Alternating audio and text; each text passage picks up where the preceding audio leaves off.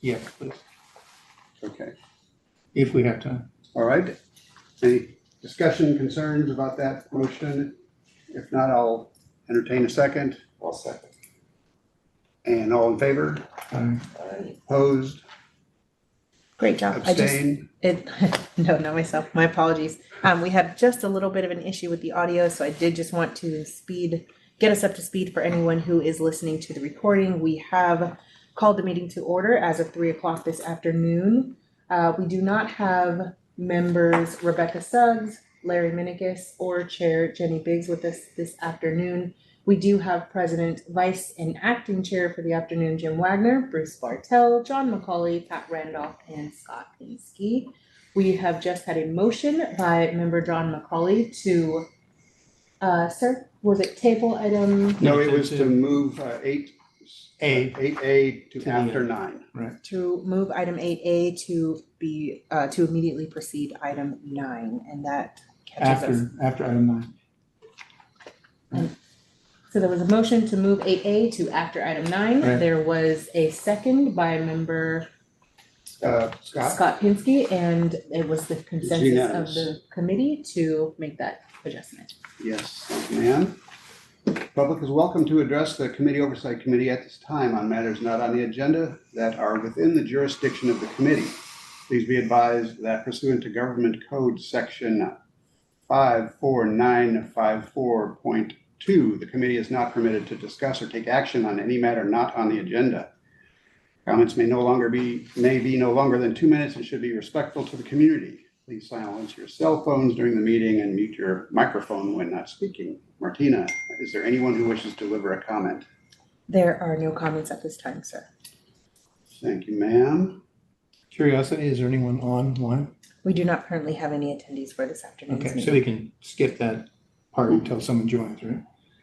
Okay, we will move to item 5, the oral report from the executive officer. Good afternoon, everybody. It's been a very busy few months, which is what it's supposed to be busy for us right now, coming into May.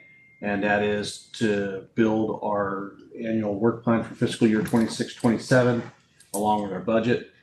Our 7th work plan since the inception of Marin Wildfire. When I finally sat down and counted, it surprised me. It doesn't feel like it's number 7, but it is number 7. A comment that you guys all probably heard me say, but I'll say it again because I think it's worth repeating. It's not an easy process to make our work plan. It's 17 member agencies, $23 million. There's been some discussion that perhaps we should set a flat percentage for goal 1, a flat percentage for goal 2, and just kind of cookie cutter the whole process and plug it in. And quite frankly, I disagree with that because if you set like a percentage now, and 3 years later, you find out that percentage wasn't the right percentage. I'm a fan of giving decision-making authority to the people closest to the problem. Well, there's close in physical, but there's also close in temporal or in time.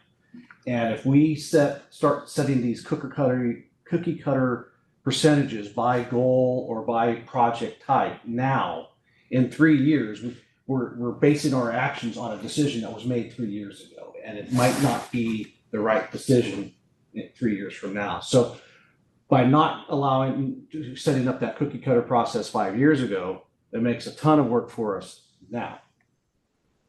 But I still think we're doing it the right way because this should be hard work. It's taxpayers' dollars. It's important work. And I think we should be able to build that work plan. It's still consistent with our strategy, but build that work plan relevant to the decision making that we have now. We have different modeling and information available now that we didn't have 5 years ago. And that's helping us drive our decision making in a different way. 5 years ago, how much of an appetite would we have had for residents to harden their homes or get non-wood fence? We probably would not have had a huge appetite, but the science is starting to show and the tide is starting to change within the community that we can now start pushing more of our money towards those types of actions as opposed to the vegetation management that we were doing before. So, Through grants, yeah. Exactly. And so, it's hard work, but it should be hard work because it's taxpayers' dollars and it's important work. So I've been saying that at each of our meetings and kind of refreshing that. And you'll probably get these updates, but we did approve a professional services agreement with the town of San Anselmo to be our fiscal agent. I'm very much looking forward to that. Nothing derogatory against our relationship that we had with Southern Marin, but Southern Marin, first of all, we had personnel change that you guys are all aware of and having to adapt to that. But what I'm looking forward to with San Anselmo, first of all, it's a larger financial team that we'll be working with, and that has an enterprise software that's designed for government budgeting, whereas the software that we were working with at Southern Marin Fire was more of a generic and it wasn't designed for government budgeting. So I'm really looking forward to that transition. The team at Southern Marin Fire that has been brought in to help bring everything back together are a couple of ladies that we're dealing with are very, very professional. Some of our delays that we've had isn't based on their ability, it's just based on how much work they have to catch up on. And they have been working really hard to make sure that the package that they hand off to San Anselmo from Southern Marin Fire is a clean and professional package. So I really appreciate what they're doing with that. And then finally, fire season is getting a start. If you were tracking fires, we had several fires down in Southern California that precipitated some movement of resources from Marin County down Southern Cal. So a mid-May start isn't completely unusual, but it's not average. So those are just some of the things that I'll use as a barometer. A super dry March. I was watching the grass cure, getting worried, thinking that we're going to start having running grass fires in May. And then we get that super wet April. And I was really curious to see what was going to happen because I wasn't sure if we were going to get a second growth of grass based on, if things had cured out enough, we might not get a second growth of grass, but we did end up getting the second growth of grass. So it's going to pump the brakes on hard running grass fires here in the North Bay for a little bit. That's the good side. The downside is we're going to have a heavier, more dense grass crop that's going to have more energy in the grass fires than what we would normally do. And it has some different operational aspects, just in how the firefighters on the ground will have to take suppression actions. It's actually going to slow them a little bit down in the suppression action. You'll have to be a little bit more careful to make sure the fire doesn't leak out underneath it. But when it comes to the 100-hour and 1,000-hour fuels, which are good indicators of if fires can transition into initial attack, into a major attack, or get into houses, those fuels remarkably are really, you considering the April that we had, they're remarkably low. I'm surprised by how low the 100-hour and 1,000-hour fuels are. So that's why when I look at the North Ops Predictive Services site that I like to go to, they're predicting June and July to be above average for large wildfire growth in our region. So we'll see how that plays out. I'll stop. Thank you, sir. Any questions from the committee? Still nobody online for questions? We do not have any work at this time. Thank you. I did want to notate for the minutes, though, that we do have member Larry Minikis. He arrived at around 3:07. My apologies, I had a technical personal issue. Welcome, Larry. Moving on to the consent calendar. Since nobody's online, I don't think I'll need to read that. Any committee members wish to pull an item from the consent calendar? We don't. Just the minutes, right? We only have the minutes. I'd move that we would approve the minutes unless anyone has any comments. I have a couple of very minor comments that I didn't get a chance to call Martina today, but I'm not looking right at it, so I can't tell you what they were. Would you like a second on the minutes? Or Pat, do you have? I I'm not sure where they are. I had them in order, but let's just approve them. Pat, you could always just send them in after. Yeah. Yeah, if they're of an administrative nature, I don't think there's any, Yeah, it's nothing. if they're of that nature, then let's just agree that we would Yeah. accept them. Yeah. Yeah, okay. Okay, is motion on the table to accept the minutes and the consent calendar with some minor Minor grammatic and alterations. changes as per Pat's judgment. All in favor? Aye. Opposed? Abstained? Looks unanimous. Let's move on to annual report committees. First being local. There's, I believe, no one here on the local committee, but there may be comments about the local report. And I have a few comments that I can take up with Rebecca, just very minor grammatical things. Some of it just for consistency's sake, because we have a document that says how we capitalize and don't and that kind of thing. So, but other than that, I have, and I guess now is as good a time as any to bring up what Rebecca calls background, what other people call different subjects. But maybe it would just be cleaner if we just had one, who we talk to, because it's mostly we talk to Mark.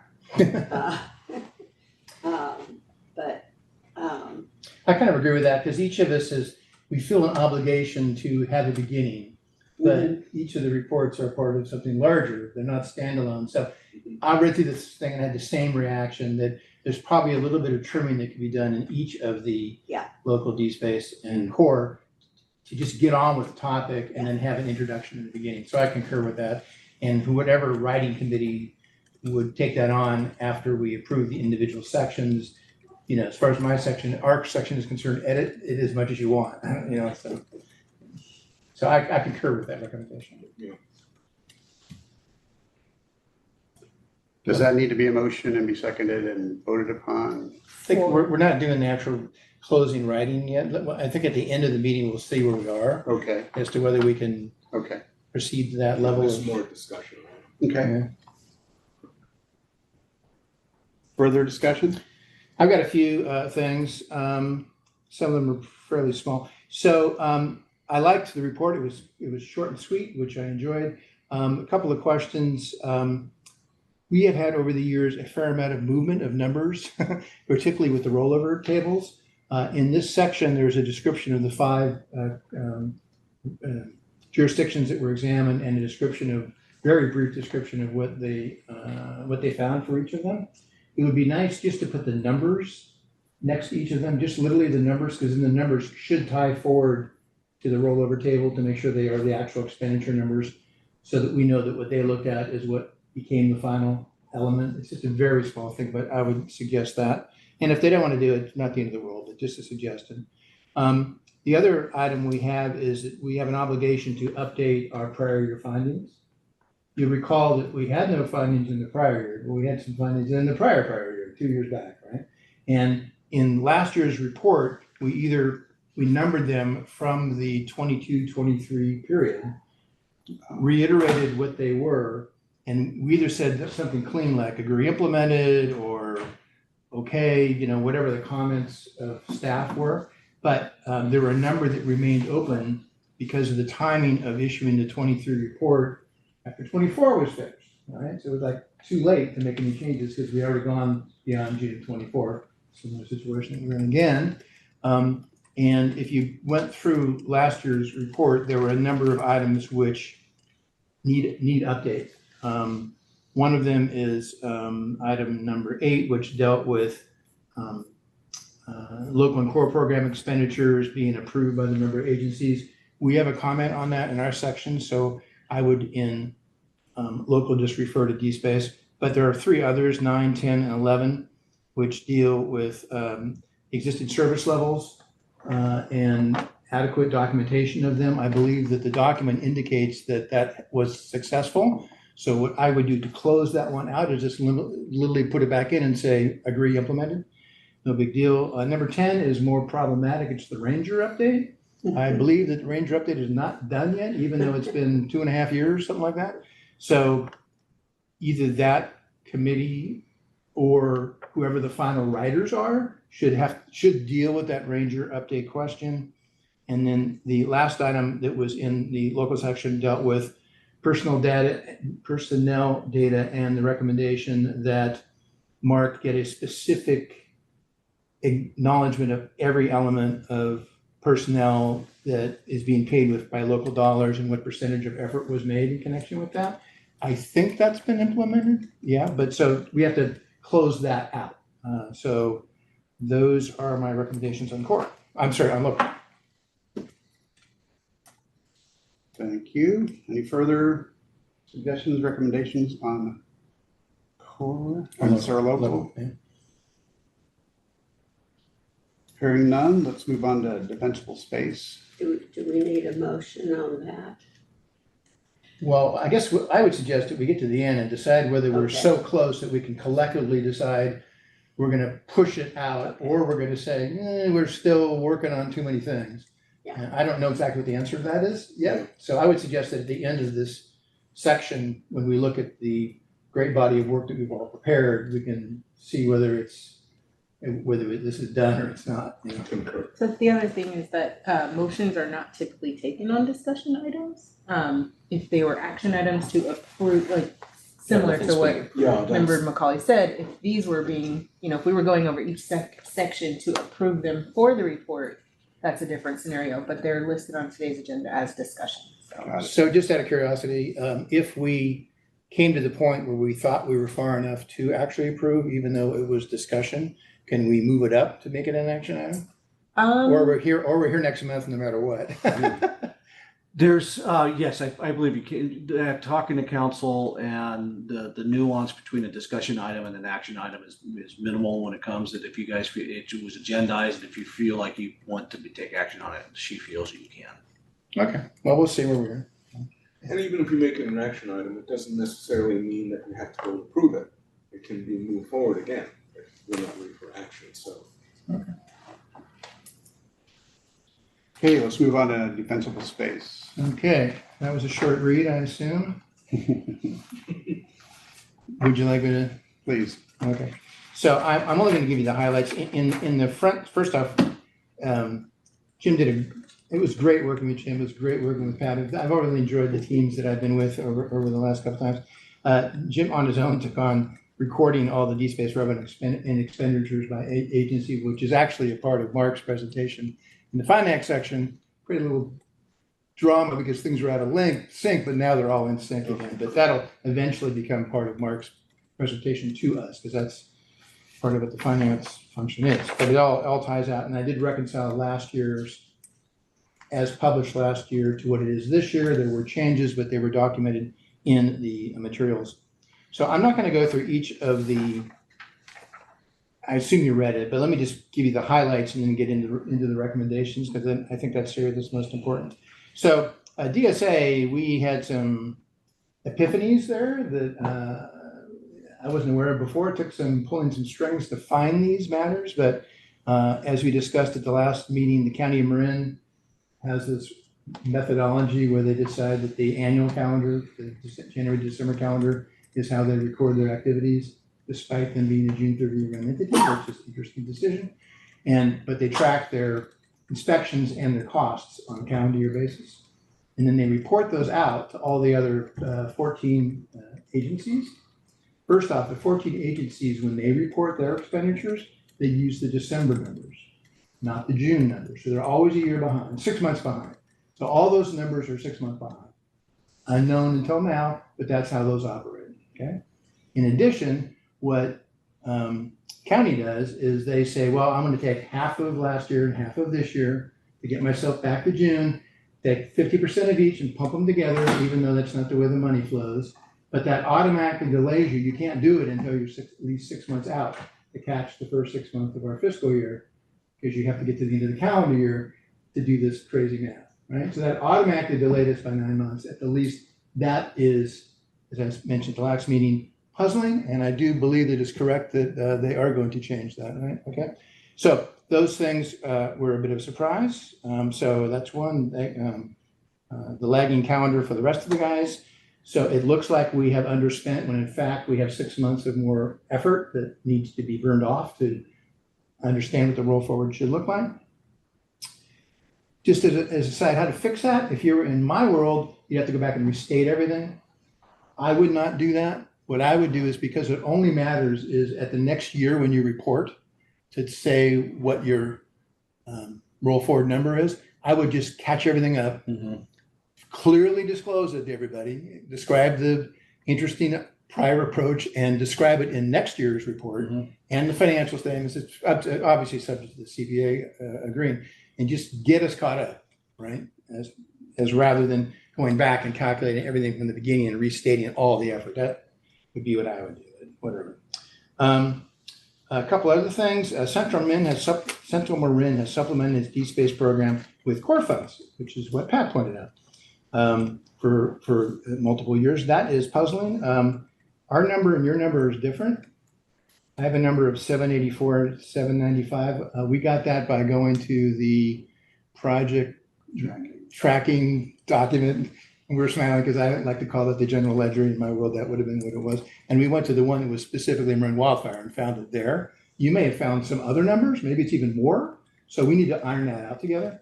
But I have a number that was 784, 795, and your document shows a different amount. When we get there, I'll point it out. I found it. So, okay, that's that. Next, we have tables that summarize each of the two groups and then the standalone, right? Novato standalone, and you got Santa Fe and Renwood, and you got everybody else in DSA. We said, can we get this information summarized in a manner that is illustrative to the board and the executive committee and all that into how that money was spent? That report does not exist. And we said, gee, we would like it. And Mark said, I just don't have enough personnel right now. And that's fine. We're not complaining about that. But it brings up the question, which is in our findings. You cannot expect a board to go through 200 pages of detailed spreadsheets and find everything, right? So we believe that is an important element of governance. Beyond that, if you take, because I want to, in local, I suggested that each of the 5 jurisdictions they looked at, that those numbers be shown so you can tie them forward to the rollover document. Similarly, with our DSpace element, if you add up our 3 tables, they do not agree to the total DSpace expenditures, because the DSA table does not include everything. It only includes the inspection costs allocated and not other expenditures made by individual cities. So that's a problem. And I'll share more about that when we get into findings. And particularly because we found a couple of expenditures which are buried in individual cities that you wouldn't find unless you went all the way through it. And Jim did it, thank you. And so that raises a question. And we did say DSA members' total expenditures reflected in the rollover table and the financial statements reported by Marin Wildfire reported 171,194 when our table is 1,334. So we let everybody know. Okay, Santa Fe and Marinwood, no big deal, no big issues there individually. Novato, no big issues individually. Inspection program comparisons, we have some dialogue about that. We did make some comments about the record keeping system. Okay, what you got here is a QuickBooks and Excel-based record keeping system.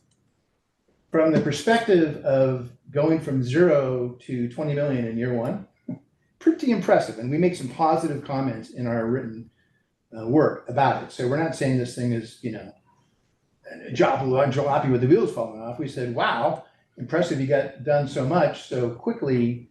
But if at a later date, particularly if we get into another 10-year system, you need a better backbone, right? Because there's a lot of struggles that occur, both from the perspective of report writing, from going through all this stuff to figure out how it all works, numbers flying all over the place.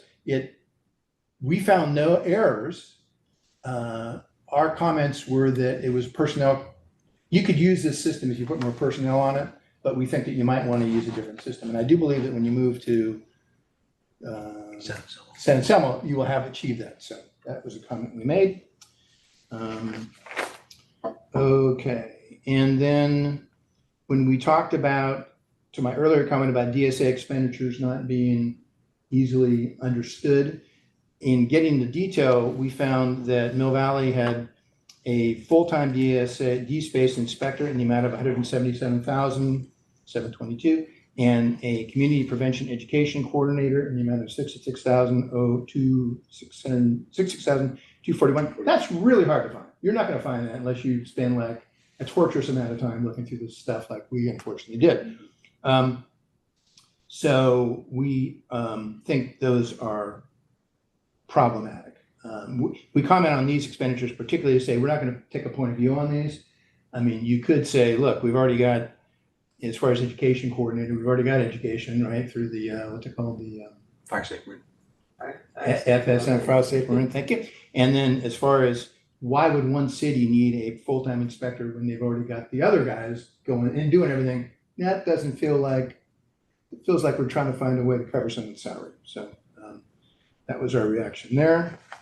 Okay, so that brings us to the actual findings. So we had, what, 6 of them, I think?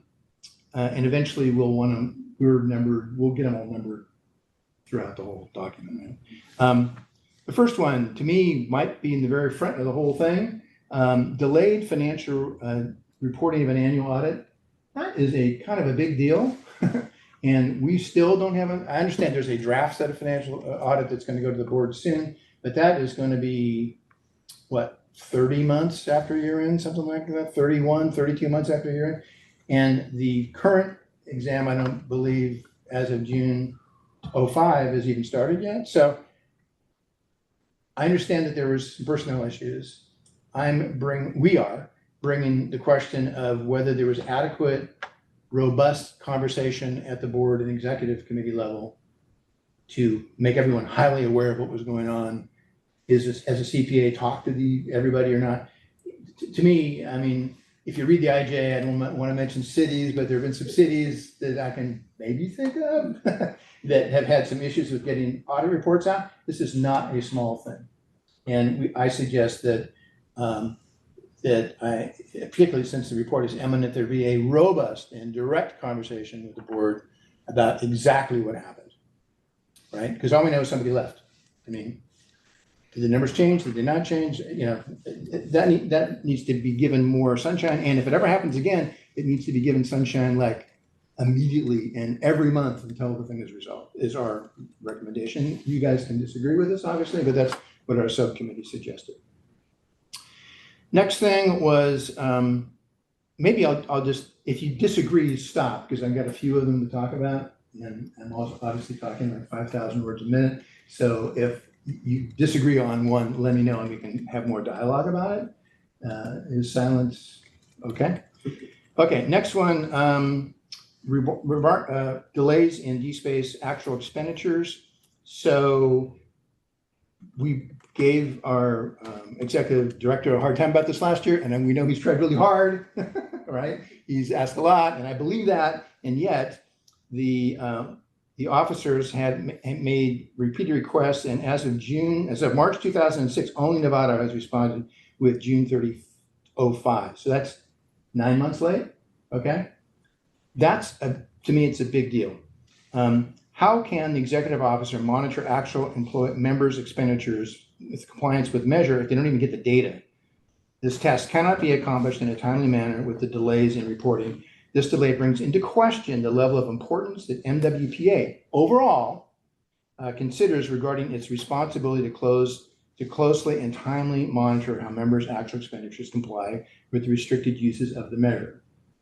Remember, the 60% stuff, you're usually paying the money, checks yourself. Those 220s are going out to 17 different organizations we define those as higher risk. That's what my other document, which we may talk about today, comments on. This is a problem. So how about a solution? I want to clarify this Yeah. one though. The only delay that we actually had great reporting from all of our member agencies, minus D-Space for County Fire. D-Space for County Fire was the only one that was late.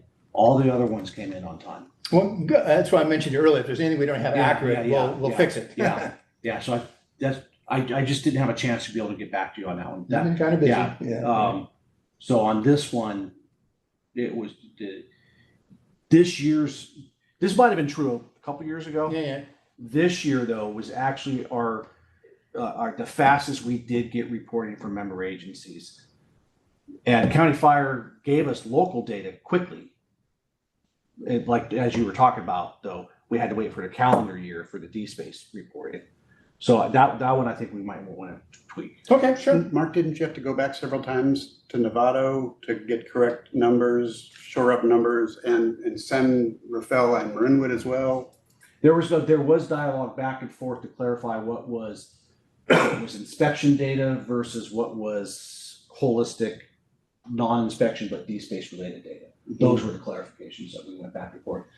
Though the base value didn't change. The categories that made the base value all we did was refine those. Well, why don't we just take those off? We'll dialogue about it. Now. We can that's right. We can dialogue about it and see whether that one sticks or not. Yeah. If our facts are incorrect, I would say we're happy to remove them. But if we need to be comfortable with it is as it's, I'm sure it is. So that was that one. If in fact it does stand, I would suggest that you get a monthly report to the board, say 3 months after fiscal year end, each month, say who's not in. Because they're all 17 sitting around the room, right? And you say, okay, San Rafael's not in, or Movali's not in, that would be an extra tool to make sure you're not on that list. If it becomes a recommendation, we'll leave that open for now. Okay. Next one's the inconsistent financial reporting schedules. This is what we just talked about, the crazy half and 6 month delay and all that stuff. So that one's accurate. That's we got to fix that. Okay. Observation number 4. I'm going to change this title or subject to my co-person because we fooled around a little bit towards the end. I would call this opportunity for D-Space cost projections as compared to quality assurance. Remember, that one's later. Okay. Yeah. So our idea here is that we're into this 5 years. We kind of know what things cost. We know what it costs to do these inspections. We know what our goals are for the next 5 years. We have these weird other sources of revenue, which I've already commented on with regards to spending core money, like what's with that.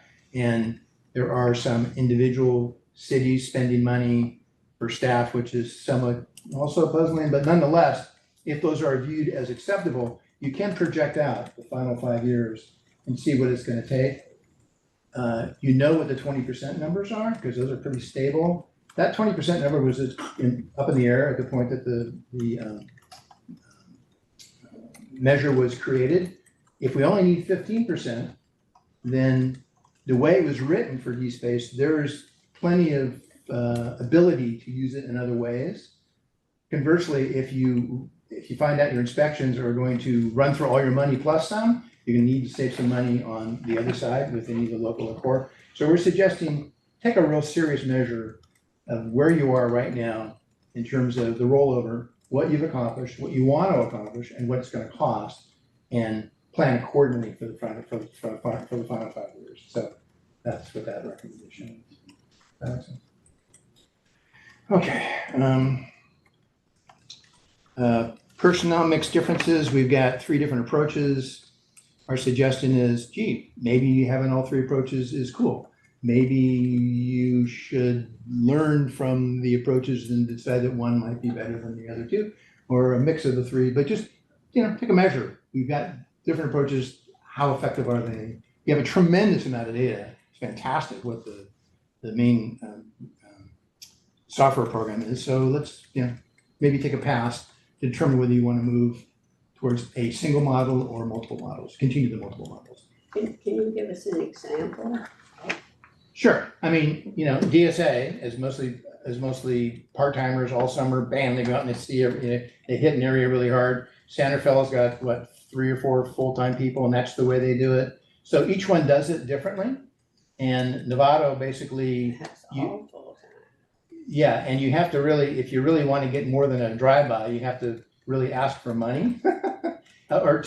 You can ask for a review, but most people who ask for the reviews are people who also want to get some assistance, Yeah. which I see them as a subset of everybody. So each of the models is different. They all have pluses and minuses. I don't really have a point of view on any of them, which one's better, which one's worse, but our thought is maybe it's time just to take a look, and maybe it's better to have more uniformity. Maybe it's fine to leave it entirely the same as it is now, but we suggest it's worth a serious review of the topic. Does that make sense, Pat? Yeah. Okay, all right. Are you with me on that? Does that make sense? Yes. Okay, good. Where am I? Did you cover 4? Did you cover? I missed 5. Yeah. Yeah, right.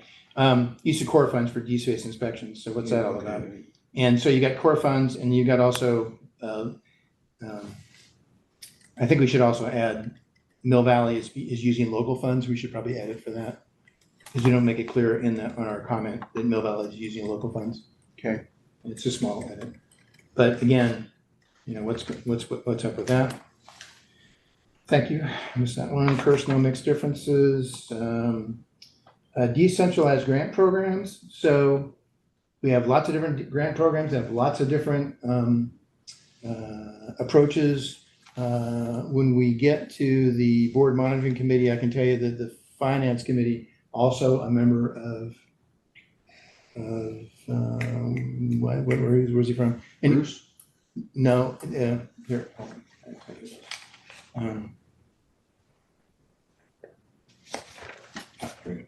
Sleepy Hollow, the guy from Sleepy Hollow also commented, like, there's some friction out there. What do I need to do to get money, and why is it so different? So again, we're suggesting that if you want to keep doing things differently, that's okay. It is now correct.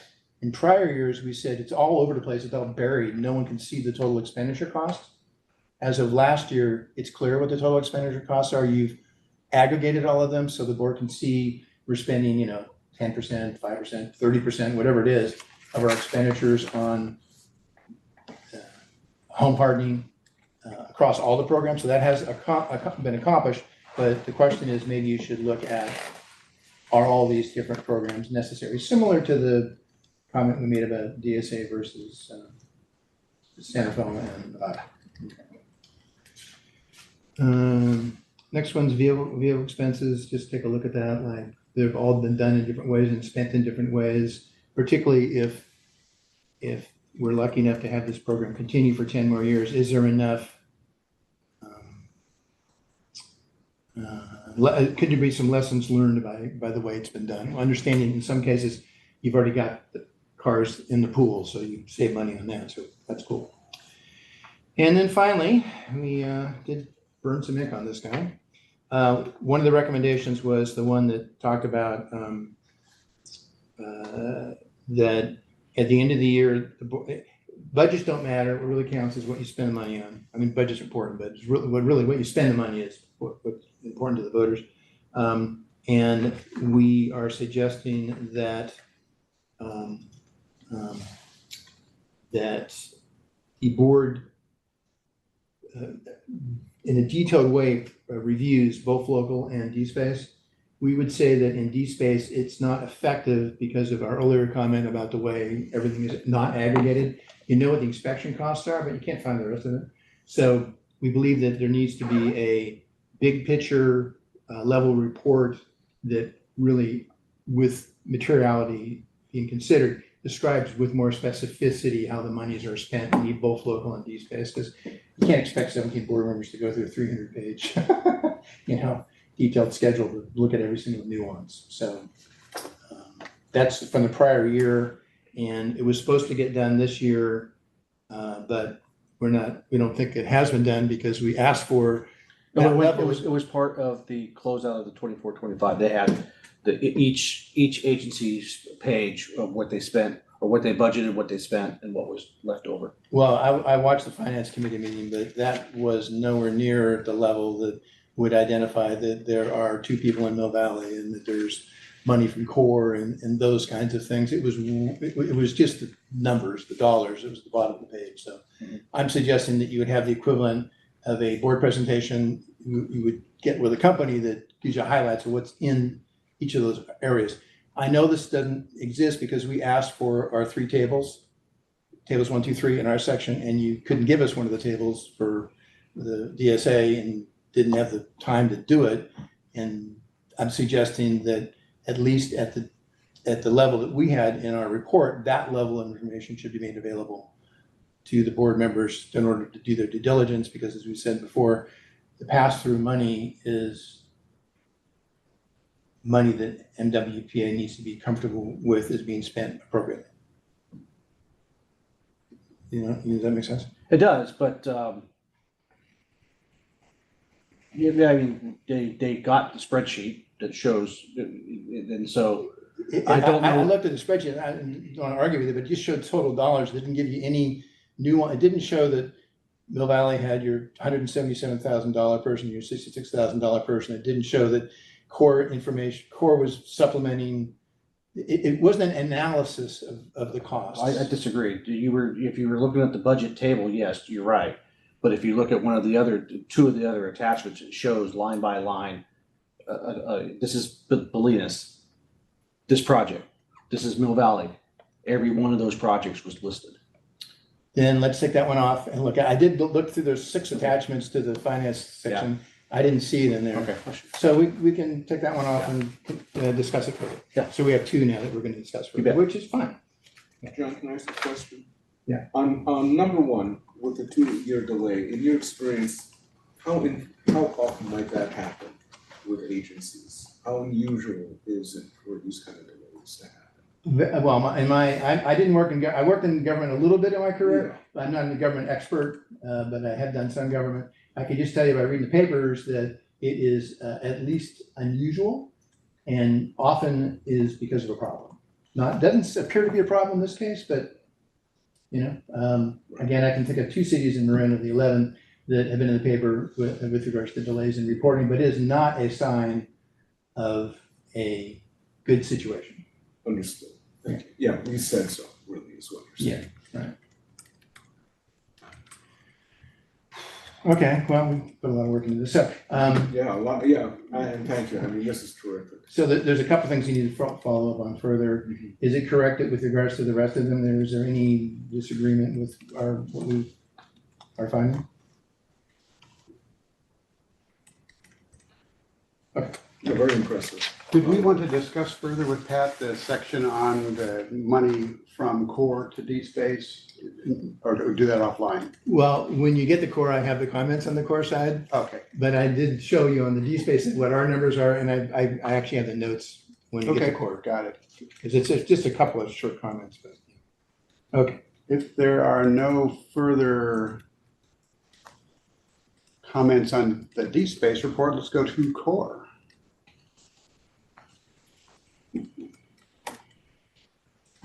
Well, essentially, we didn't even look at this. We turned in the same thing that we've turned in a couple of other times because there were no comments. And I think the only thing we changed is we switched out the word observation for finding to make sure that John was happy. And, so henceforth, we will always have observations rather than findings. But No, there's do you have substantive any- changes that, Yeah. You know, and before the last meeting, we had put in the actual expenditures as compared to the budgeted amounts.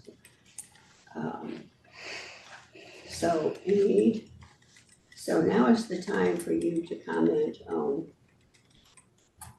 that Central Marin $267,000. Right, yeah, so I'm trying to find it here. So you got it, where is it in here? It's, I have a feeling what Pat is she put in what was budgeted. And what our tracking sheet has is what we are showing as what was spent. yeah.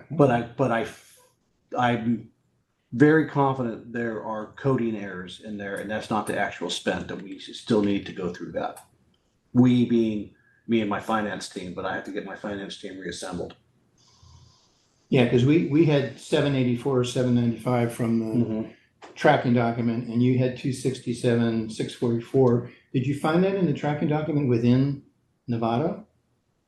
Or where'd you find it? Well, that's within the Central Marin. Central Marin, sorry. Yeah. Okay. So you got a number in Central Marin, and in addition to that, there's another number which is in the tab, which is just called MWPA. Yeah, so I have a feeling that was budgeted from the work plan, whereas the sheet that you're talking about was actual.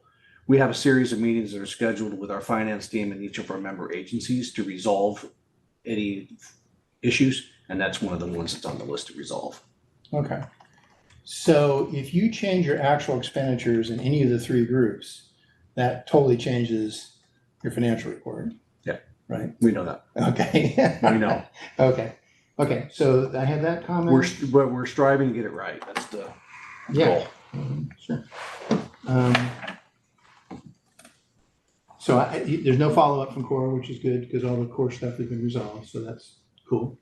Going back to that topic, John, as far as making changes, yes, it'll make a change, but it shouldn't make a change on the bottom line. It'll make a change whether the money was spent here versus spent there. The bottom line should stay the same. Okay. Yeah. Could be. Yeah. Let's see. You made a comment about Southern Marin Fire having expenditures of 119, right? 119,000. Is that the positions one or budgeted positions? Yes. Third bullet point, Pat, on the next page. Okay. Yeah, there you go. Yeah. My phone is- Okay. Anyway, so yeah, Southern Marin Fire had 4 positions created. Southern Marin spent 119,234. I've got. So Mill Valley and Southern Marin Fire is like, Mill Valley gets its own money, Southern Marin Fire has its own money. Maybe Mill Valley's is an addition, because I had 177, 722 plus 66, 241, 177 for an inspector, 66 for a education person. So maybe there's an additional 119. There's maybe all of them are being spent there. Could be. Now, all I can tell you is that this is the numbers that we either read in the budget or got from got from Mark. Well, I'll focus on the actual. Anyway, we need to resolve this. It could be additive, or it could be, one could be budget, the other one could be actual. We should be able to get that resolved. Yeah, the spreadsheet I sent you would have been the actuals. Well, that's, Well, could be. So, yeah. yeah, I mean, there might be there's a person dedicated to Mill Valley and another person dedicated to the other part of Southern Marin, which is basically, half of Tiburon and all that. Well, Yeah. the besides Mill Valley and Sausalito, Muir Woods is in Mhm. Southern Marin, Yeah. is not. And half of Tiburon, right? Part of Tiburon? Part of Tiburon, Yeah. And not Ross, it's not, sorry, not not Belvedere. Belvedere. Yeah. Ross on an island. Yeah, I know. Yeah, exactly. Sounds pretty funny. Okay, so we need to resolve this among Okay, us we'll find to it. iron all that out. Okay. Any other comments on the core report? Since I haven't made a comment in at least 60 seconds, I do have one other broader comment. Yes, you had, but we'll let that go. Yes, I'm making a joke. And, An accountant joke. I had my last cup of coffee at 10:30, surprisingly. having read all of the other great work that everyone's done, I had kind of a thought that I might want to suggest. That beyond the core, DSpace, and local, it might make sense to have one overall comment, a more broad brush comment, okay? And I haven't drafted it because, you know, I'm the world's greatest writer with my commas. So we're at our 5-year mark, right? We spent $100 million, right? And a lot of it extremely impressive, and I would tone it in this manner, okay? But we have a complex organization. 17 individual agencies are spending 40% of the money. You have to keep an eye on that, plus you've got the 60%. So it's a complex organization, and that is something that one of the reasons the Oversight Committee was created was, you know, to put an independent eye on how things are operating. So within that broad brush, there's a couple of themes that I've observed that we've all made comments about separately. And I think if you put them together collectively, and I might just put the numbers of which ones there are. So there's some core expenditures for some, you know, DSpace. There's some expenditures that are just on the edges. There are a number of things that are out there that are, so the risk as a taxpayer I would have is, okay, I'm going to give money to an organization. They're going to let it leak out and go all over the place, right? And, you know, has that happened here? No, it's not. It's been generally, it's been very tight. But there's been a bit of noise around the edges. There's been rangers. There's been this and that. And maybe somebody else can articulate this better than me. But I think there might be some sharper board attention to the edges, not the center. The center's freaking fantastic, but there could be a little more focus around the edges. And part of that could be regarding a better reporting process that really has, you can spot what's it called, the chaff in the wheat or whatever the, you know, analogy is. I just think that I think we're good but not great, and that's good, but we could be great. So I don't know, do you guys feel that's warranted, or do we just leave with the more concrete stuff that we've got and have had over the last few years within our buckets, our 3 separate buckets? Well, as you were talking, I kept thinking, I feel a Marin voice coming on, that not knowing the specifics about what, but I've always been a little disappointed in how little the IJ writes about us. That, you know, I've been to practically I didn't go to West Marin, but I've been to most other Firebreak.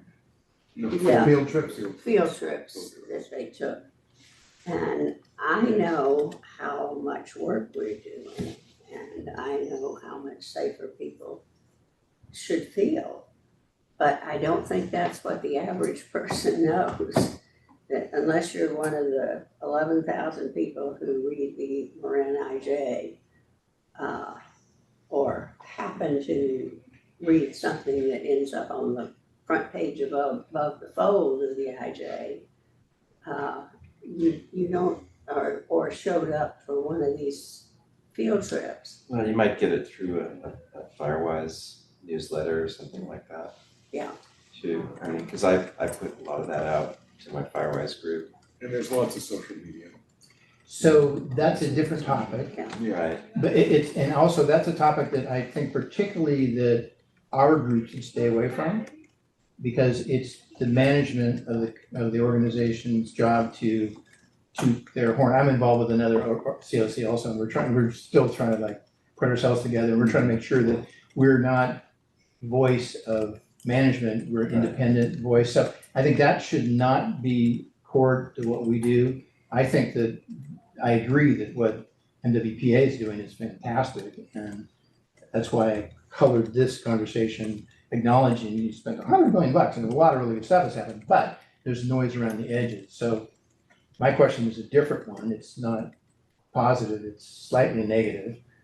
Anytime you have an organization with a board of 17, that ain't a good idea, right? You know, I mean, you look at the MCE as an example. Yeah, thank you. Yeah. So, but I think this group, it's, I mean, obviously with all the levels of control that exist, you know, within the, particularly at the 60% level, all the, you have to fight for your project. You know, that's a really strong, powerful thing. But I think that, you know, not to pick on the Rangers, but, you know, are the board members willing to say, I don't care, Senator Foe, that's not right, you know? And that there was a bit of that when we were at that last meeting. I don't know what the status of it is right now. But just thinking, jump around the edges, there's a few things that are kind of, you know, leaking out a little bit. And again, I'm happy if we collectively say, no, let's just stick to what we've already got. I just tossed it out as a potential thought to get you guys read on. And if you guys think, no, we've already got enough, I'm totally fine with that. Yeah, the concern I have, John, is no one will look at the reports, but they'll see this overview message and it may come across incorrectly when someone just reads the message itself, messages. Well, it's a good organization, but it could be great. I mean, if we're talking about opportunity, we're talking about how well they've done up to now, and that, because one of the things is, I think most of us want to see this organization continue. Oh, yeah. And it's going to come up for renewal in the not too distant future. And so I just want to be cautious that in here we can say, we can give our criticisms, but if we're going to give an overview, I think that overview should be how we really feel about the organization, not about the little problems. Mm-hmm. You see where I'm going with it? I think overall we're all very confident in where this organization is going, and it's doing its best. It's really trying to do its best and such. And I'm speaking as myself right now, Mm-hmm. okay? So I'm separated from the COC for a minute. So if we're giving that sort of look, we see opportunities and we put it in positive language, then people can't attack it for what the COC said. That's my fear, is that it could be read wrong. That's all. Yeah, I mean, I'm not standing screaming about this. Just to kind of, I just felt like if you get up to 50,000 feet and look at the individual things we have, there are things that are, I mean, it could be done just in oral presentation in the next cycle, just to remind people that over the last few years, first off, some of the stuff, we're reviewing comments that we made 2 cycles back, which were made a year after the work was done, Yeah. right? Right. And we're still talking about them, so, you know, Yeah. we could maybe just make those kind of comments at the, Jenny could make them when she presents. That's, you know. Yeah, I'm fine to stand down on it, but I just thought I'd just make it as, to take a temperature, and if there's not a high consensus, I can just forget I mean, about it. it's great that, you know, let's call family here. You know, we're seeing the issues. There's things that definitely, you know, you're pointing out can be improved upon, you know. But I won't repeat what I'm saying. I just want to be Yeah, clear. okay, fine. Yeah. Okay, that's And we fine. can talk about that all we want. And I am in agreement that, you know, having an overriding message from the COC, maybe a Marin voice, maybe just a letter. You know, here's what we've done these 5 years, and here's what we're finding. It doesn't. A lot of Marin voice pieces just get glossed over. Sometimes I think letters are more effective myself. But Gee, I feel bad having written so many Marin voices over the years. Okay, again, I don't think it's our job to have the organization. Yeah. I mean, we could say that we haven't found anything, but you know, that's not gonna get much headlines. You don't Right. expect that well-run organizations that the Oversight Committee will find anything. That's one of the reasons the cost is not all that crazy about COCs, but Yeah. I think that we have done a hard job. We've worked really hard Yeah, that's independently and we found stuff. Mhm. So, but Yeah. nothing earth-shattering. Exactly, yeah. And I just want to make sure that nothing earth-shattering doesn't turn into. Yeah, I get it. Because that's, you know how things work. Yeah, okay, I'll withdraw the suggestion. I just thought I'd Yeah. get your guys' point of view on it. So I've heard your point of view and I'll withdraw my No, you heard suggestion. one point of Well, well, that went completely different direction, but you guys want me to forget about that idea? What if it was the other way? What if we felt there were serious problems our purpose, our charter is to report back to the board and a general public report. I don't think it's within our charter to be making letters to the editor. I think we'd get slapped down in a hurry. I'm with you on that, I agree Yeah, with that. good point. Right, I agree with that. And unfortunately, I think we probably also get slapped down for making a laudatory report. It's not our job. That's kind of what I just said, but I agree with you, right? And I think the structure of what we've already talked about, the three sections, for DSpace and local, we're covering everything through that. And it sounds like you're adding a fourth tier, which I'm not sure is really what we're being asked to do. If I understood it correctly, I know. But All I'm trying to say is it would be better if the board was a little more on this stuff.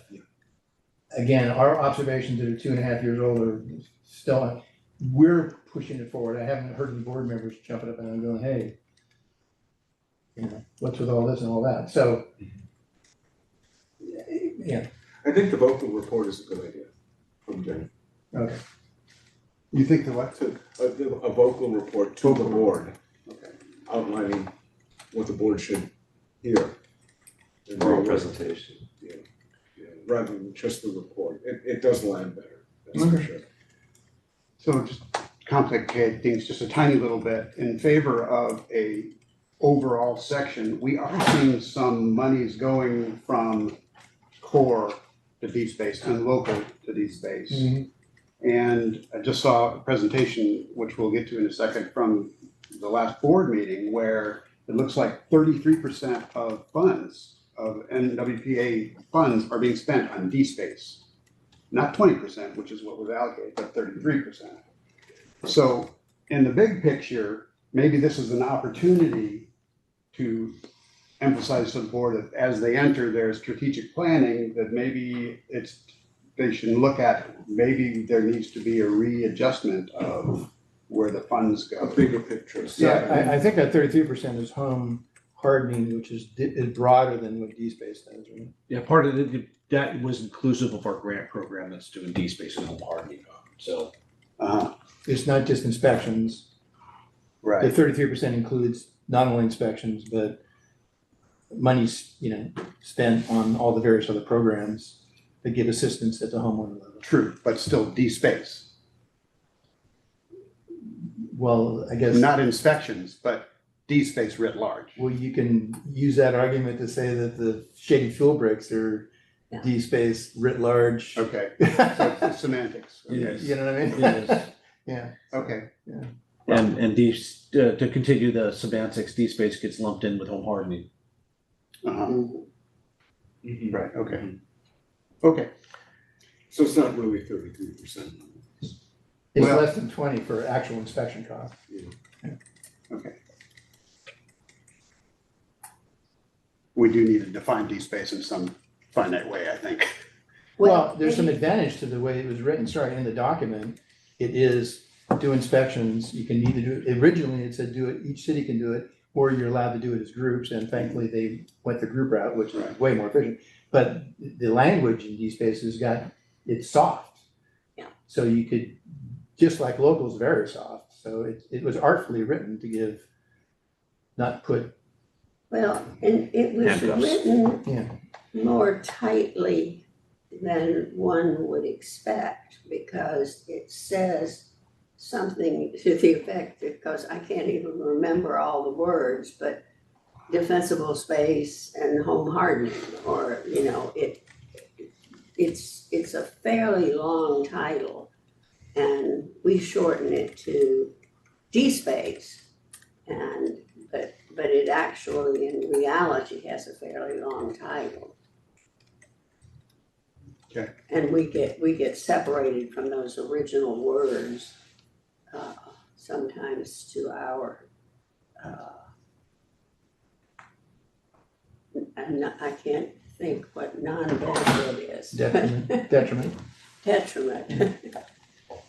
Okay, so I think we're not moving towards a fourth section, but we may make some comments in the general presentation to the board, Jenny might.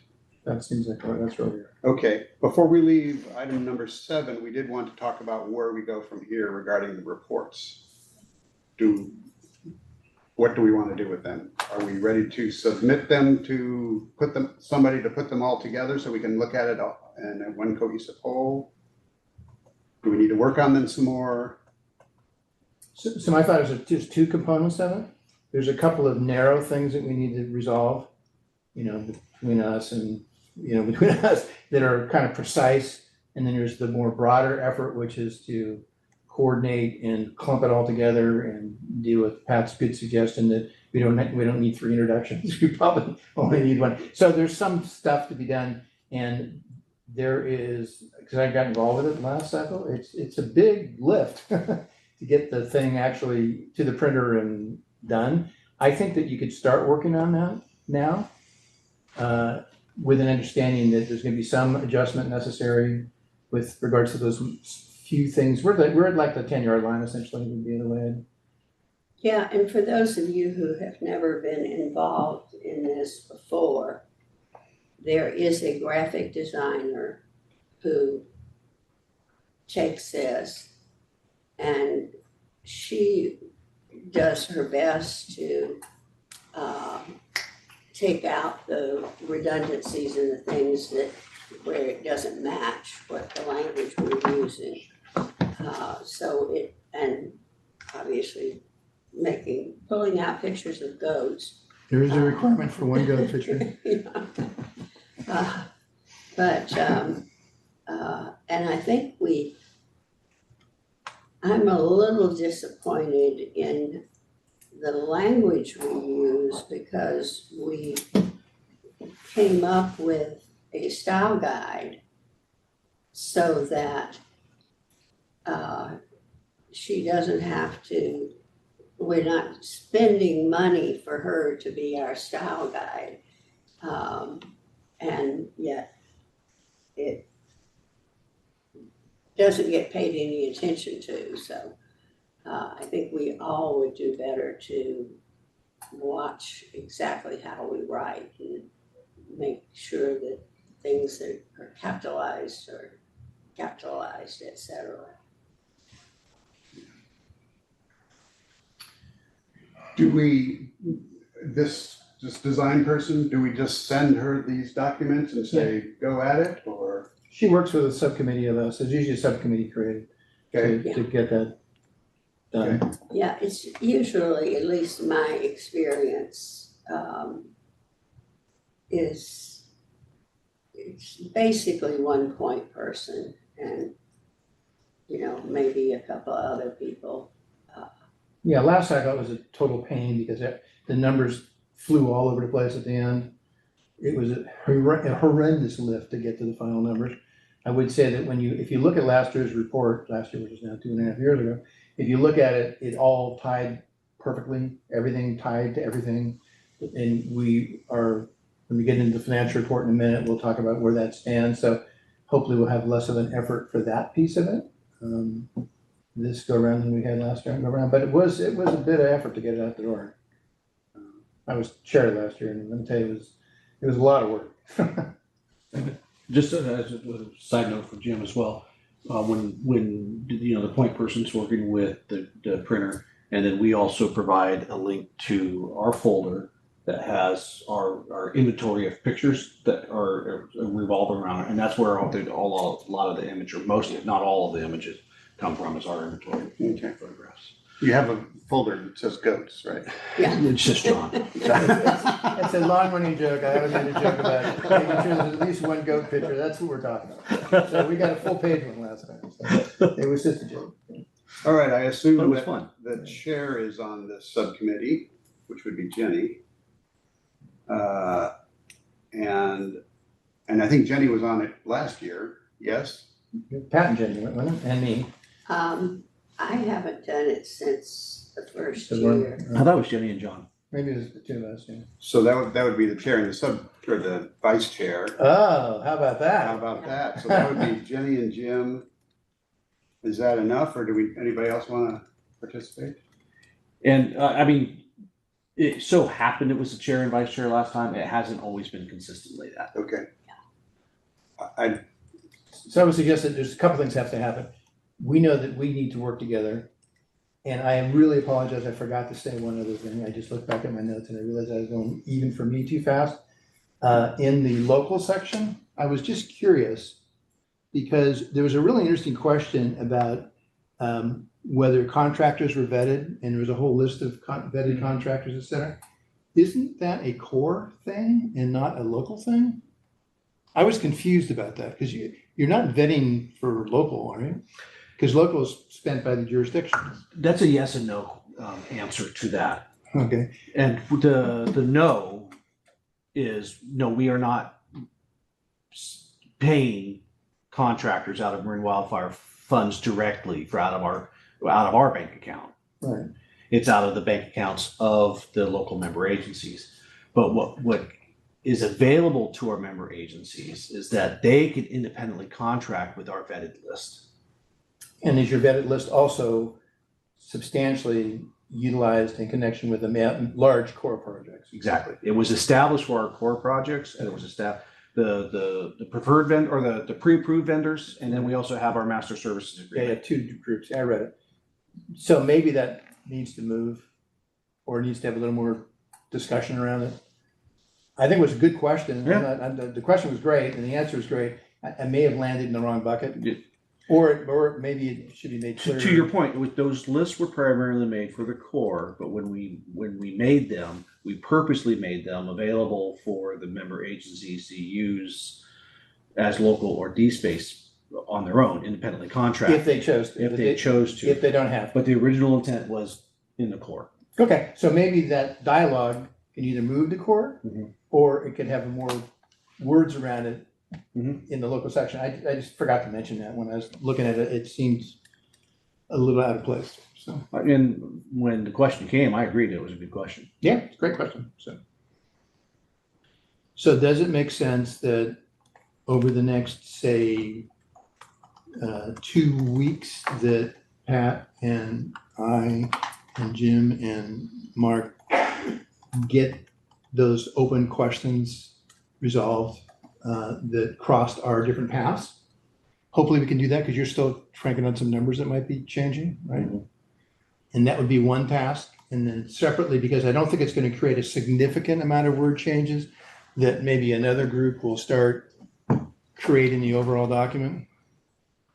At least getting it ready to send to the printer, because you don't want to send it to your printer until you got it pretty far along because it costs Or money. to the graphic Graphic designer. designer.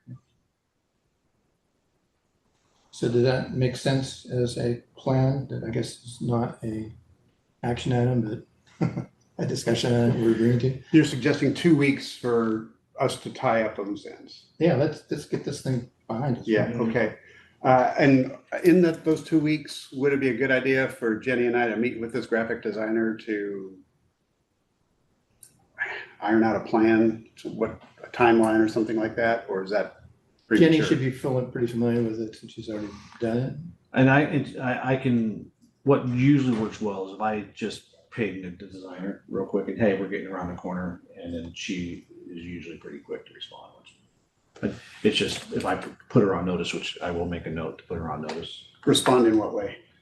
Once I put her on notice and she knows it's coming, she'll say, yeah, I'm available now. Okay, And then once she receives the documents, she starts working on it pretty quick. so we don't need to meet with her. Okay, Yeah, I learned, obviously, she does some other things when she's not working with us, one of which is doing the website for Villa Marin, so, Really? yes. I didn't know that. It's on my to-do list. so I'll stand by to hear from you when we can Yep. send stuff to her. And so Pat and I work together on those things across us, and then the local comments, that's Jenny and Rebecca, is that right? Yeah. So you can work with them to either just summarize what we shared today, or instead of making them listen to the whole 2 hours of robust conversation. And the goal would be to have, is it a realistic goal to have something for the committee to review next month? From the graphic designer? that probably would be too quick. Okay, But it would be realistic to have our Word version subject to our final approval as a committee. I would agree with that. okay. I would agree with that.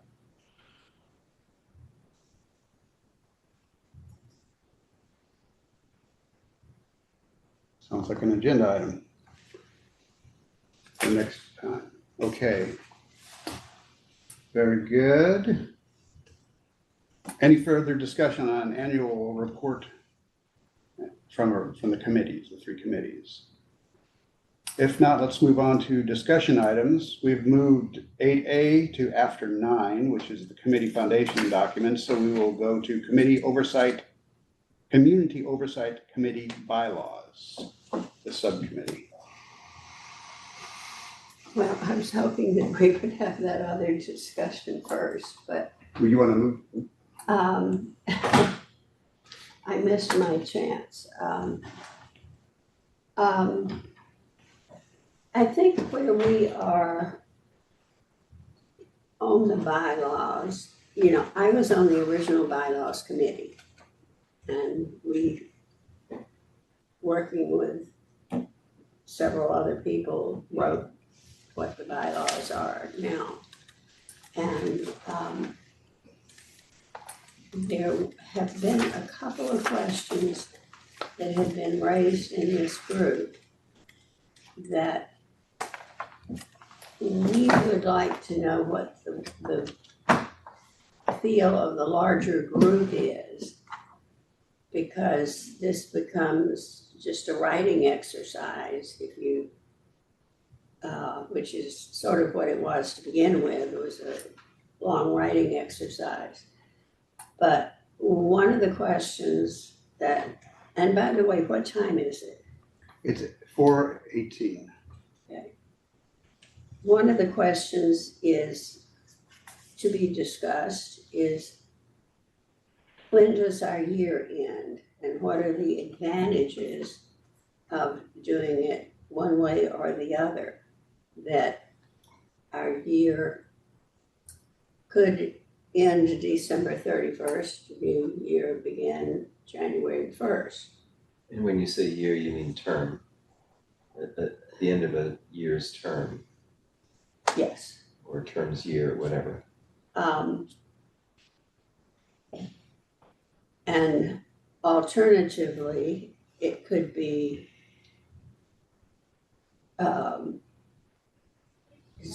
30 days has September, no, June doesn't. Does June have 30 days? Yes.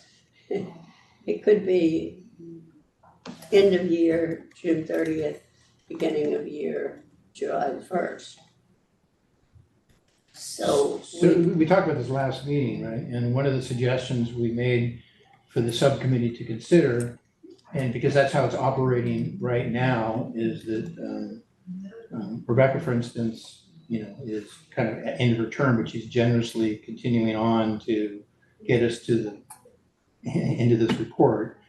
So we discussed one possibility is that people's term expires when their fiscal year report is issued. So it might be, it could be much quicker. We always want to make it quicker, and every time we do it, it's getting disappointing because it seems like it's getting longer. But maybe if we fix the D-space things we've discussed, that those reports will come out much sooner. And, you know, maybe you get the dang thing out within 6 months, but it might be 9 months. So one idea was, once you start something, you finish it. And then if other people come on, they'll be behind you. And then that would be when you vomit. you know, I have always said we could finish this thing by December or January or February. There's nothing stopping us from getting it done. That is incorrect. Sorry, Well- it's incorrect because of the data that's not available to be looked at. And but it can be fixed now, but in the prior years, it was always, well, it's taking, you know, the Marin guys too long to give you the reporting. But now we know that in great detail why, and we're saying don't do that anymore. Go to a June close and get on with it, right? But in the prior 4 years, in the methodology that was employed, the prior 5 years, and the methodology was more, it was physically impossible to get the work done. We just didn't know why. Now we know why, right? And we tried hard to get this thing done, but you can't do it unless you get the books closed. Well, Mark, this is a question really for you that I think that every year we have asked for information and we give them a deadline of something like September 30th or something, and there are a few entities, organizations that drag their feet, and they're the reason that we never seem to get it out on time. And so this year, everyone got it in, you know, I'm looking for 30, I'll put it this way, there's 34 spreadsheets we're looking for. Two, local spreadsheet and a DSpace spreadsheet from each member agency, so 17 times 2 is 34. We had 33 of them in on time. It was the calendar year challenge, I'll use the nice word for it, that pushed us for that. And then normally we have the general ledger or the tracking sheet done almost first. This year, that was way behind because of the finance team changes at Southern Fire. Well, it seems to me that if those problems have been solved, which you are telling me they have, Will be. We have a path to solution. okay. And a peace in the Middle East. I'll get there first.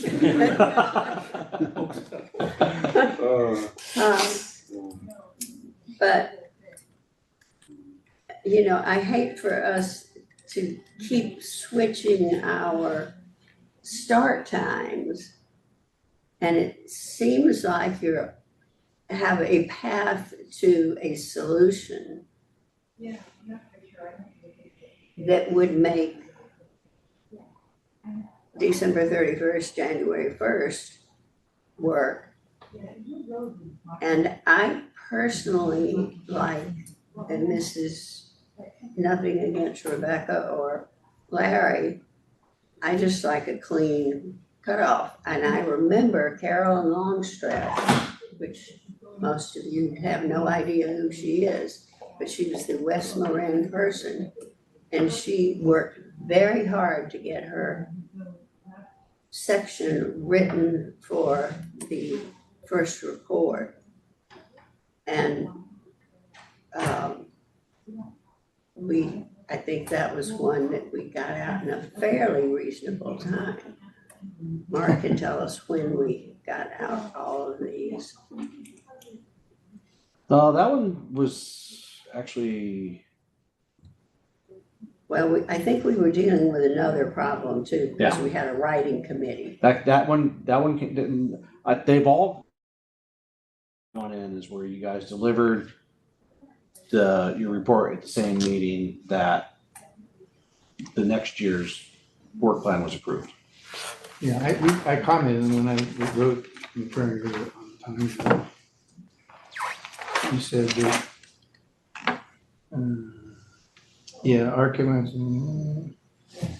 our early reports were issued 11 to 15 months after fiscal close, decreasing to 10 months in the fourth year.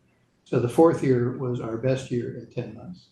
We're doing the fifth year now, and it's gonna take us more than, it's gonna take us at least a year, so we're going back out to a year. So the best we did was year 4, which is the 23-24 report, and that occurred after 10 months.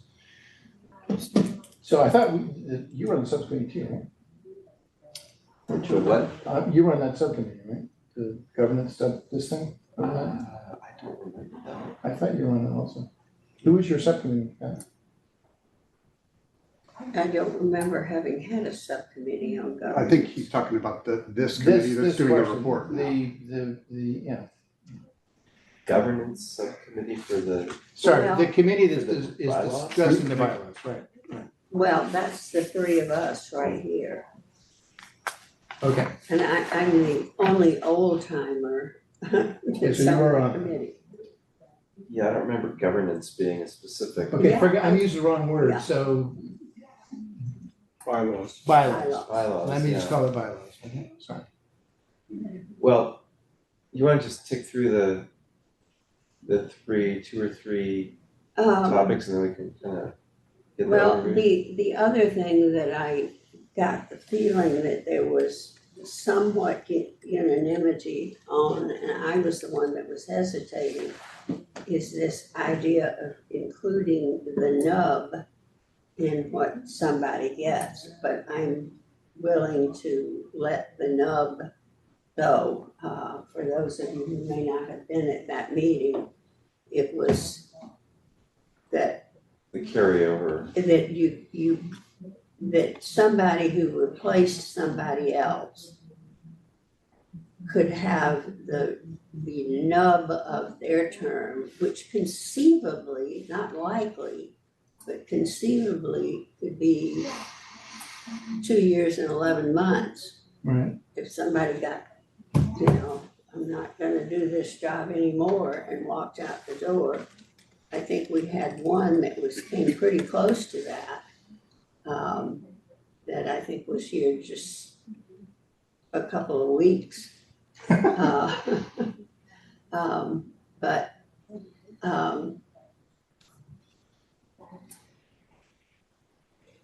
that's. So, yeah, when we talked about that, we said there's two sides to that coin. One side is that person, for instance, could leave after one term plus the nub if they chose to. And if they wanted to do the second term, they would have the second term and the nub, which you're correct, could be all the way to, 9 years minus 1 month, or it could be as short as 6 years plus 10 days, right? Yeah. So, and the question is, since we're having difficulty getting people to be members that fill all the buckets, is it a plus or a minus? And I think where we left it was the subcommittee was gonna come up with a recommendation for us. Well, the subcommittee comes back at you saying, what do you want us to do?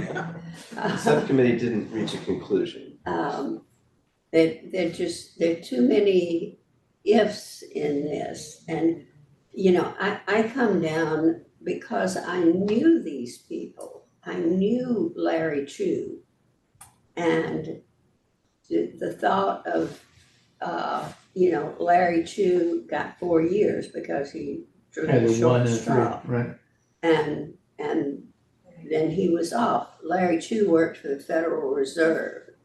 Talk about somebody who could talk numbers all Mhm. around you. He did pivot tables. So I think the point you're making, if Yeah. I understand correctly, is because of your feeling about the people who got supposedly short shrifted or Yeah.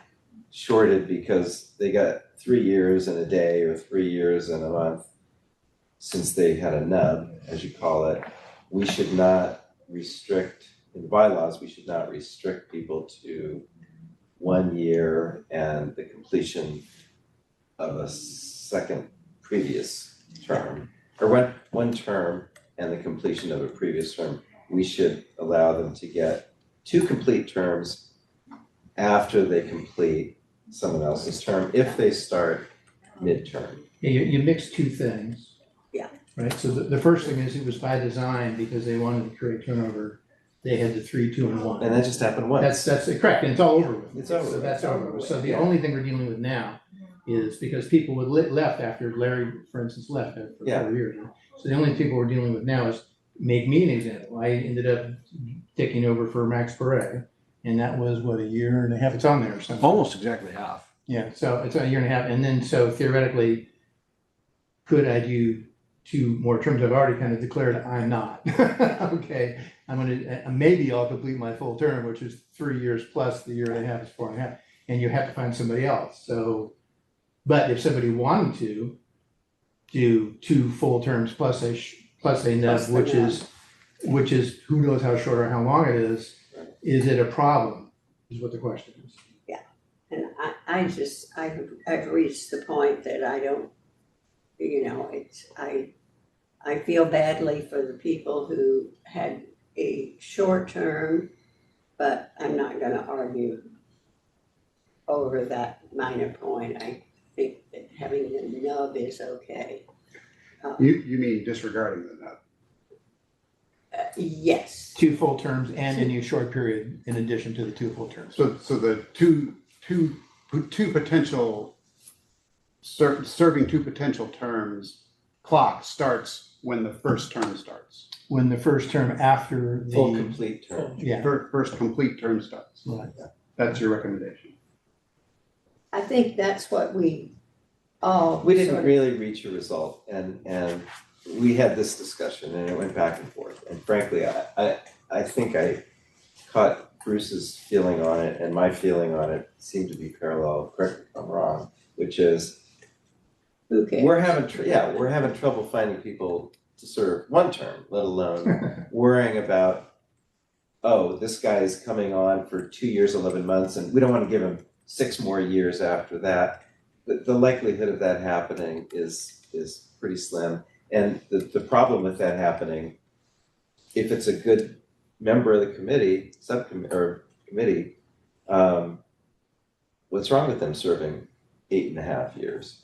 If If someone they want actually to. wants to do that, it should come with an automatic psych consult. Yeah, that's true. Yeah. So anyway, my feeling about it is ignore the fact that they're completing someone else's term. If at the end of that partial period, they want to renew, they should be able to renew for 2 terms. That would be the way I look at it, and it's simpler and you're not excluding anyone. But, we didn't reach a decision on it as a subcommittee. Let me ask one question and maybe let's see if we can get a decision. Mark, if someone does 1 term and they're really like a total disruptive pain in the ass, say me, for instance, the board is who approves you, right? So the board can ask for someone to be removed after a term. Yes. Or just not repeat them or not recommend it for a second term. They can remove them too. Well, that's, okay, all right. They'll be in the IJ if they do. Well, could be. I mean, that's happened in MCE, I think, as an example. So, yeah. I And think- other, Yeah. other things in Western. So are we ready as a committee to suggest that the bylaws be adjusted to reflect this proposed approach?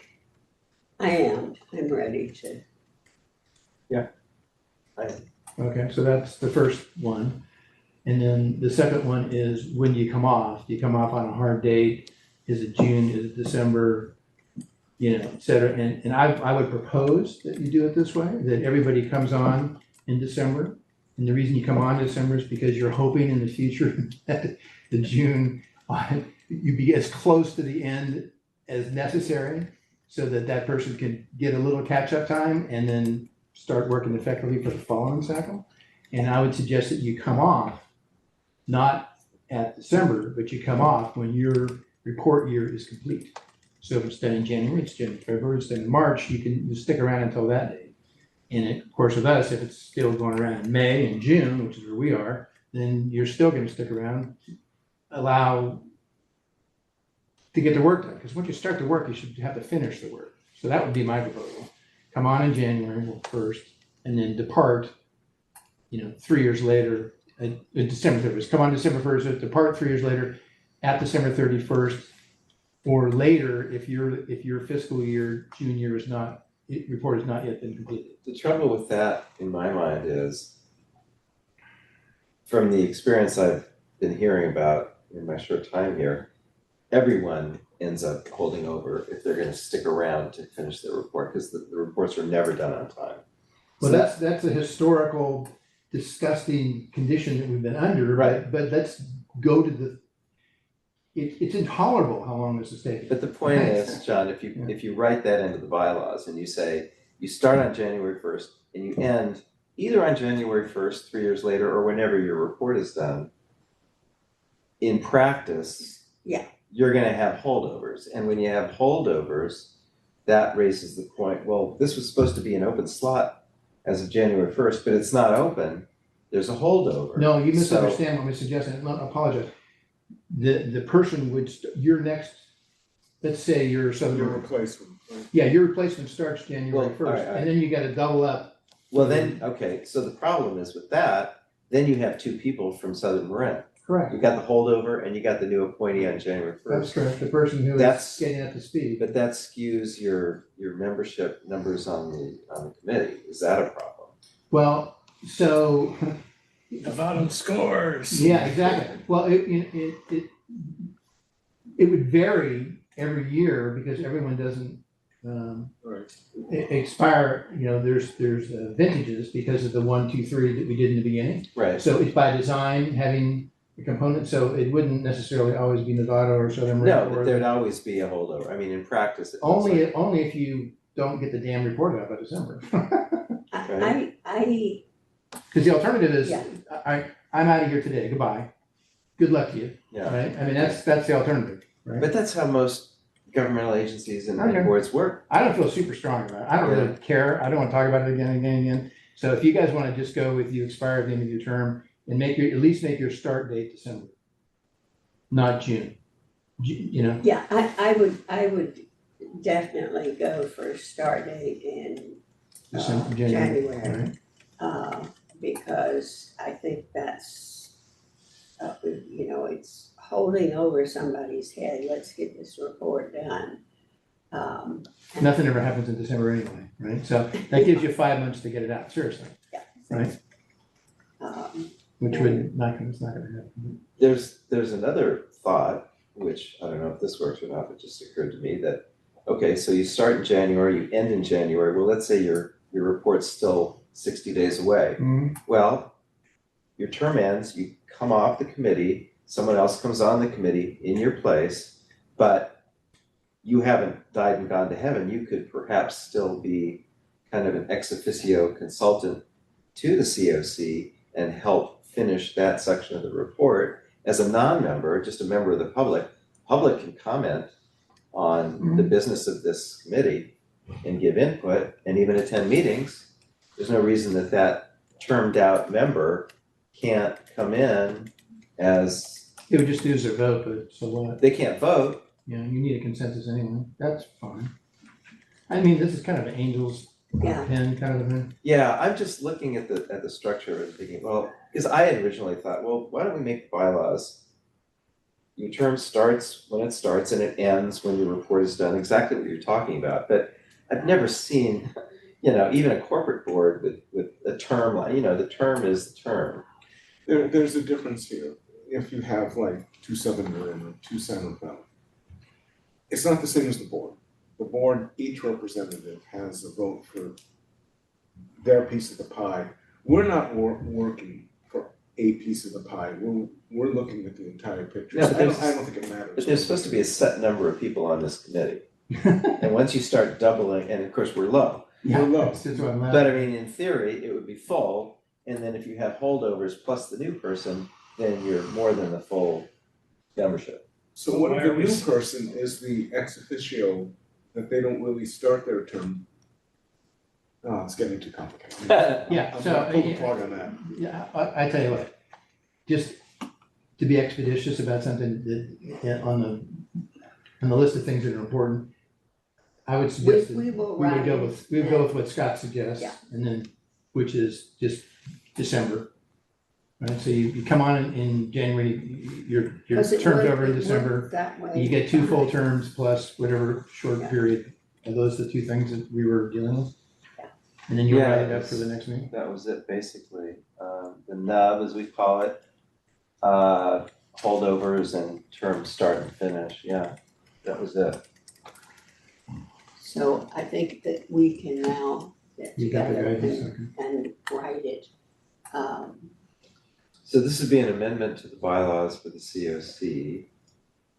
And were there other structural or organizational issues that anyone thought needed in the bylaws? Because I'm not aware of any. We certainly haven't talked about any others. Yeah. If that's it, then we can just address that.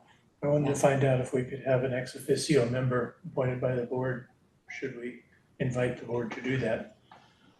And the purpose For would be. example, Rebecca,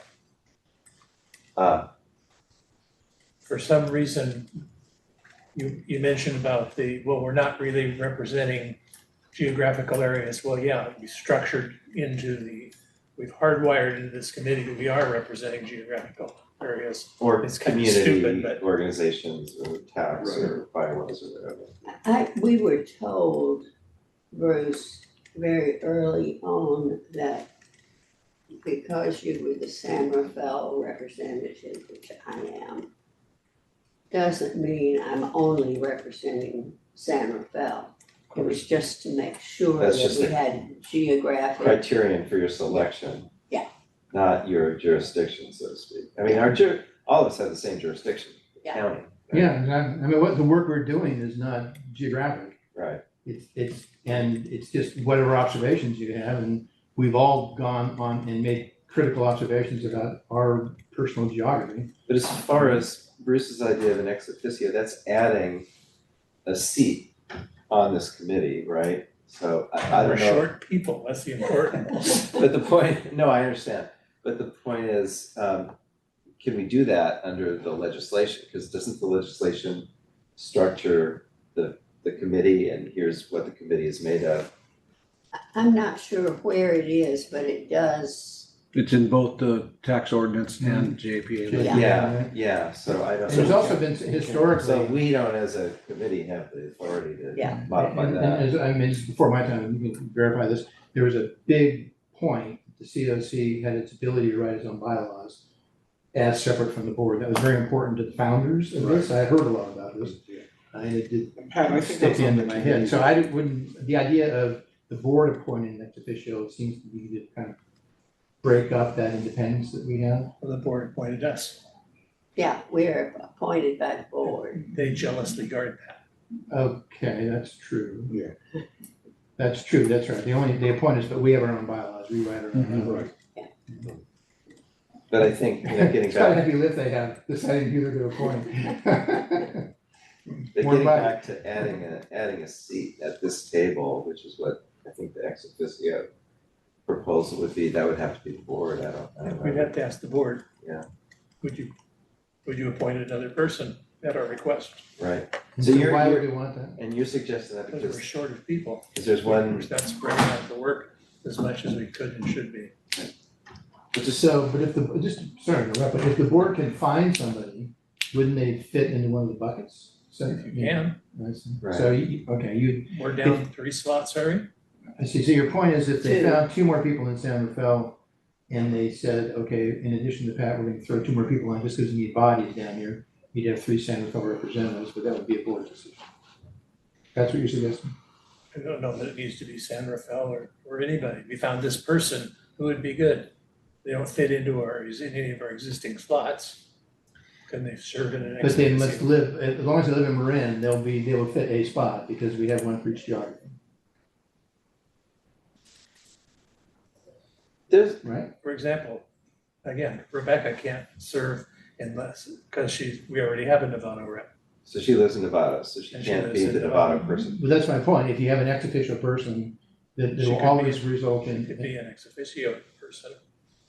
Well, we were talking about this a little bit before, not to jump in, but, well, I am jumping in. But if she's in a Firewise group, she could become the Firewise person. I could slide out from the Firewise person to the community organization person. right? Or if she's in a community organization, like, the Okay. Rotary Club, That's what Jenny, is Yes, Jenny? that is what happened. Jenny moved, when Larry left, But it was at the end of her term and she was elected into that position. Yeah, this might take board Yeah. approval actually to do what we're talking about. She's probably in a community group. We don't even know that she wants to do it, but Well, still. okay, so we're putting the cart before the horse, but if she wants to do it and she's in a community group, she could say, I'm a Rotary member and I wanna be on a community seat on the COC, and the board could, so just Prove that. to pursue this a little bit further, I guess you'd have a vote would be the difference, right? Just, I'm thinking out loud, because Votes any the member of the public can attend and during public open time can weigh in on a level equal to what we all. right, it's just do, that, yeah, right? It's a Anybody question of an additional vote. right. Again, on the. Yeah, well, Just this, I, okay. I'm sorry, go ahead. and time in the meeting when they can participate. Right, that's the It's thing, now that open for public. public only gets 3 participation. minutes. See, it would Bring be it back helpful. to Yeah, the that's board. true too. It would be helpful to have a general member designation for a member who might overlap one of the current members who does want to be on the board, because we are short. I mean, I'm just changing the language a little bit to just general member. Should you go back For to that example, square? our taxpayer group is specific to like one group, Right. Well, you know, and that, and. Is this ahead of a pen thing? I mean, are we, is this worthy of? yeah, I think Extensive this has conversation. gotten to be the head of a pen thing and Yeah. that, but that the specificity of having to have a taxpayer, somebody from a taxpayer group seems to be, Restrictive. it has become an issue where that group refuses to appoint somebody. And so we're stuck with a permanent nobody, But there are there can be more than one taxpayer group, right? Right. but But they they're aren't. just community. Can I make a suggestion, just in the interest of time? How about this subcommittee, consider that as a second agenda item at our next meeting? Some sort of proposal that you guys would, just to solve the Rebecca issue.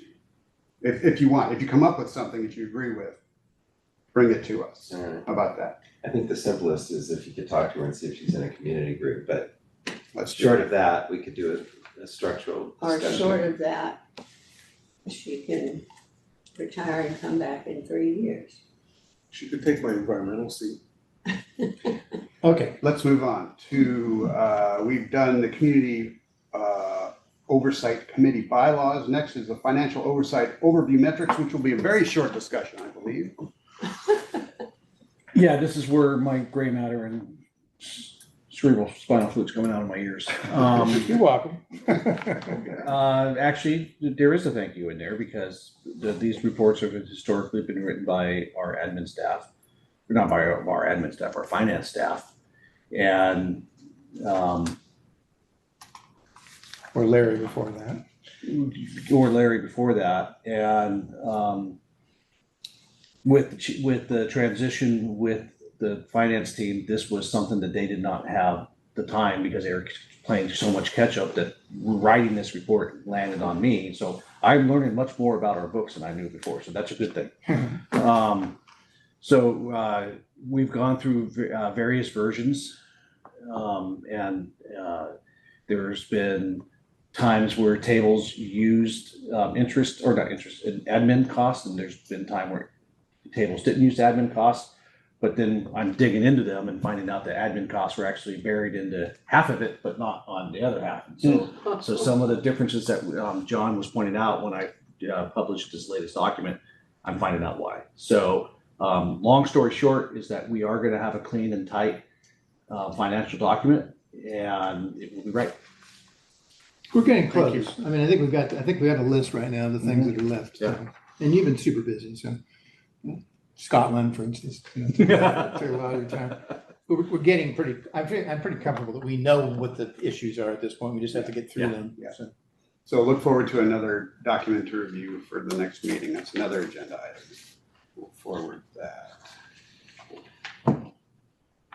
Next item is the annual report and financial audit comparison, which will not happen because we don't have the annual report yet, but that will be on the agenda next time, just to keep it on our radar screen. Any questions, comments on that? Keep in mind, this is two years ago we're talking about. Right. We haven't done this year's one, and we haven't done last year's one. That was the last Year being year 4. That was the last item under discussion items. We're moving now towards board monitoring committees. I'd like for these reports to be short and sweet, please. Operations Committee? Well, I have an admission to make. I watched half of the committee and I had to go somewhere else, and I knew that somebody on this committee also had that. So I never watched the second half of the meeting. But maybe we can, I don't know. Anybody else I present just, that was watching regards to the Besides me? operations?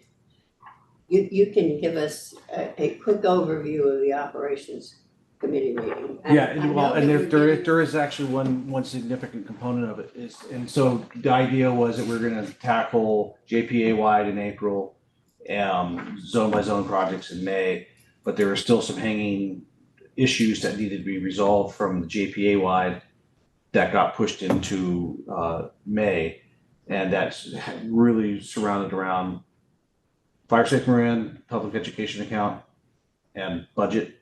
And also the need for Marin Wildfire to have a communications coordinator. And I'm gonna be as brief as I can. If you remember, we did a bunch of studying through the last 6 months about our communications, and there was a recommendation to create a communications coordinator. Ops committee at one point said, no, we think Fire Safe Marin should do that coordination. So I paused the justification for the communications coordinator, and then they reversed and said, no, actually, we think you need to have it on your own. And then, but they aren't, so that paused my justification. They were not ready to support recommending a new position because I haven't been able to create that. So we still have communications coordinator as a JPA-wide project, but there's a $0 value to it. And then when Fire Safe Marin described to the operations committee what $1 million gets them compared to what last year's budget gets them, the operations committee felt that they did not want to give up that. And they actually pushed to increase the recommended budget. I put in $1 million. Operations committee recommended increasing that budget. And so 200,000 came from the placeholder I had for communications coordinator, and 50,000 came from chipper days to bring that up. And then a fairly deep dive into each of the zone's projects. And then we brought it to the board. Thank you. Finance committee? So it was a good meeting, a little bit less than an hour in length. It started with closing out the 24-year, right? It's 24-year. 25-year. 25-year, okay. Okay, so you close out the 25-year with review of budget actual rollover, top level, one pager, no big questions. Reserves were discussed briefly, like where are they within the financials? So Mark gave some education there. There's some general discussion about the 80% rule in the 5-year discussion, kind of a similar, some of the same, it's actually the same spreadsheet that we're still adjusting, but it was at the big picture that everyone crossed over that threshold. There was some conversation about cumulative items which have not been spent down, $2.5 million, right? And gee, should we be spending that? What's taking so long? And then it was put in perspective, well, it's 100 million we've already spent, so it's not a whole bunch of money. So there's the dialogue around that. Some conversation about D-space and home hardening and direct assistance on parcels and what that represents in total. That goes to your comments about 30% or whatever it was, which is different than the pure D-space. They looked at 27 budget, start of that process. Mark informed the finance committee of the San Anselmo professional services agreement and being a role as treasurer. There's some conversation about the grant programs and the numbers changing, but that was moving things from one bucket to another. There's some dialogue about the communities coordinator. And then Sleepy Hollow made a comment that I had already mentioned earlier about have a lot of different grant programs. They're different, and some members of the public are going, why do I have to do this? But if I go across the street, I'm in another district, I have to do that. This needs more review, which is actually consistent with one of our recommendations. So that would cover that area. Right? Anything I forgot? Oh, I think you got it. Okay. Thank you, John. Board of directors? I missed. Executive committee or board of directors? Sorry, executive committee is Yeah. next. Go ahead. So, I mean, I don't know if others saw that either. Once again, it was just similar to the one the month before where they went through in great detail proposals for the 26-27 work plans and budgets. And that was Ann or you, Mark. I think Ann did some, no, you were this one, I think, doing a presentation on that, if I remember correctly. And it just went through you know, each of the zones in fairly good detail. A lot of it went over my head, to be honest with you, because I'm not familiar with the specifics of each proposal, but that was pretty much what I caught on that. I don't know if anybody else saw it or had comments. Sorry, it's very general, but that's about all I can pick up on these. Thanks, Scott. Just want to check in with Martina, no public that I need to ask for. Okay, I know you'll let me know. Board of Directors, I did watch that. Already made one comment about 33% for the D space that I found very interesting. The other aha comment for me was they presented the work plan for FY27, and then they made the statement that we're going to start working on the work plan for FY28 in November, a couple months from now. And I thought to myself, how is what we do as the COC helpful to them? And I'd like to have at some point a conversation about timeline and what would be the proper sequence in terms of what would be most helpful to the board. When is it in making their work plan? Is it what exactly is it the ops committee that we need to be having our eyes on, or ATC, or who is it exactly? Because I think it would help us stay focused. Is like if we know we're going to do the most good if we have our report in by X date. I think that might be helpful. So, but still, they're working on FY28, and we're commenting on FY25. Right, exactly. How is if I were a board member, I would look at the COC's report and go, It's a failing, absolutely. Yeah. I mean, we have comments that we're making, and the reason that we had follow-up from 2 years ago is that physically it was not possible to fix it because the year had gone by. So we all understand that we should get these damn things out within 6 months or 9 months at the end of the year. Yeah. Right? And we've been unsuccessful at that. And there's been lots of reasons for it, but it is what it is. It's not because the COC hasn't tried really hard. Well, there's a quorum of the COC in this room right now. Let us all take a vow that we are going to get this report out in January at the latest. So Pat, if we want to do that this last cycle, we would have gotten to January and we would have reported. We can't comment on anything because we don't have any data. Yeah.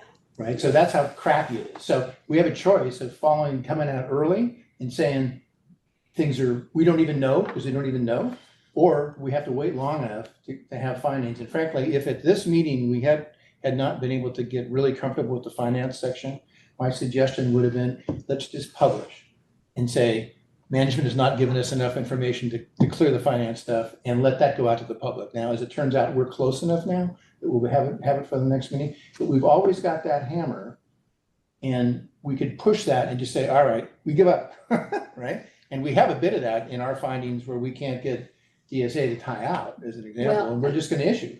It seems to me that particularly if they're repeat offenders, that we say in the report, we don't have the report because Bolinas won't give us the numbers. Right. Or, Novato's not giving us the numbers. Yeah. Well, that's exactly what we just did. Yeah. That's literally exactly what we just did, right? We put the blame in a structural flaw that's in this year's report that it took us a long time to understand. It took us a lot of work to understand that. It wasn't like it was just sitting there. We had to interview people, we had to look at spreadsheets, and we had to look at the details and say, what? That's December, that's not June. We had to explore this. We had to go find it, and we found it. So now we found it. Yeah. We could have found it a year earlier, but the questions were not asked a year earlier. Yeah. So, I mean.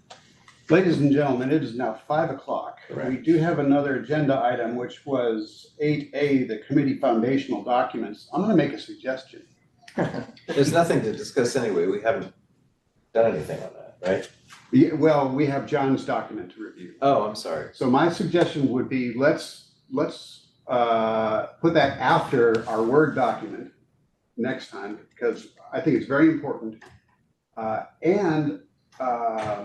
At some point, maybe not next meeting, but at some point, I think we need to put that document, which is a wonderful framing document, in the context of all the other onboarding documents that I got from you, which were fantastic.